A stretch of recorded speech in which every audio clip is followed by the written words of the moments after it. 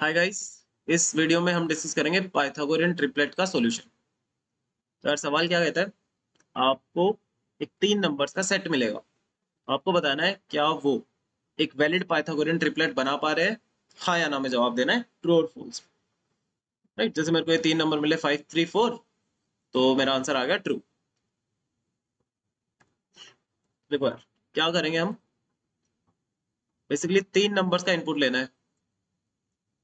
Let's say वो number होते हैं 12, 13, 5। ठीक है, तो पहली चीज मेरे को इन तीनों का मैक्सिमम निकालना पड़ेगा। ठीक है, इन तीनों का मैक्सिमम 13 मेरे पास आ गया। फिर मैं चेक करूंगा क्या 13 का स्क्वायर बराबर है बाकी दोनों नंबर्स के स्क्वायर के सम के इक्वल है। ठीक है, तो क्या वो 12 स्क्वायर प्लस 5 स्क्वायर के इक्वल है, सिर्फ इतना ही मेरे को चेक करना है। अगर इक्वल है तो वो एक पाइथागोरियन ट्रिपलेट बना रहे हैं, अदरवाइज मेरा आंसर आना चाहिए फॉल्स। ठीक है, तो यार ये इंप्लीमेंटेशन का ही सवाल है। लाइए स्टार्ट करते हैं। तो सबसे पहले मैंने 3 वेरिएबल डिक्लेयर कर दिए, ए बी एंड सी। एक लाइन में भी कर सकते हो। उसके बाद का इनपुट उठाया, एक पहला इनपुट ए में, दूसरा इनपुट बी में, तीसरा इनपुट सी में स्टोर करवा दिया। ठीक है, फिर इन तीनों का मैक्सिमम निकालना पड़ेगा। तो देखो मैं मैक्सिमम कैसे निकालता हूँ। मैक्स नाम का वेरिएबल बनाया, उसकी वैल्यू मैंने ए से इनिशियलाइज करवा दी। मैंने मान लिया स्टार्टिंग में कि मेरा मैक्सिमम ए है।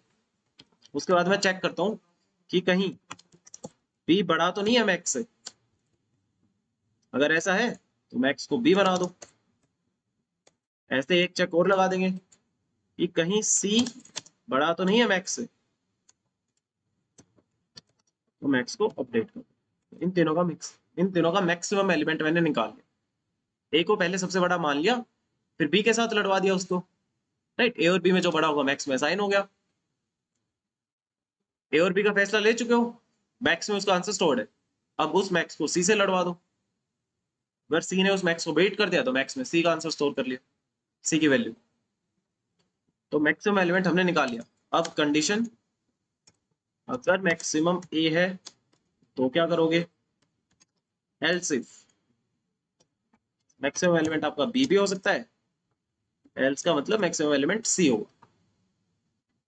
राइट, तो पहले में मेरे को चेक करना पड़ेगा कि कहीं ए स्क्वायर, ए मैक्सिमम है तो A square B square plus C square के इक्वल तो नहीं है। A into A double equals to B square plus C square. अगर ऐसा है तो हम प्रिंट कर देंगे ट्रू। राइट, अगर ऐसा नहीं है तो मुझे प्रिंट करना चाहिए फॉल्स।